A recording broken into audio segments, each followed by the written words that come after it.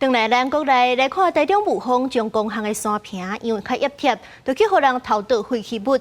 環保局甲警方是已經調監視器鎖定犯案的車，要來抓人。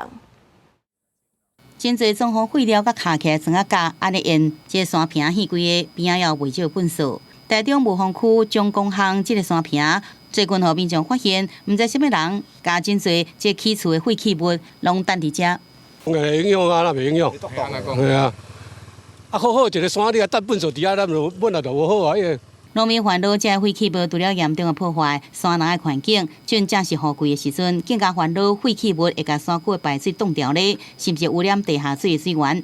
里長也講，由當地所在較偏僻，一寡無好的廠商，敢若看到最近天氣較熱，中晝時陣人較少，所以選佇遮投倒這物件。厝誒田的人攏佇田的，因為這時間傷熱，無啥人會起來，所以講會投倒廢棄物的時間就攏差不多佇1點。1點到1點到3點這個時間較濟人。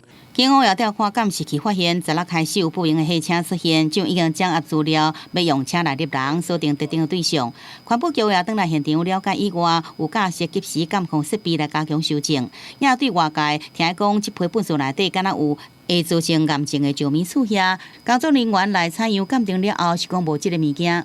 主要應該是矽酸鈣板那些東西。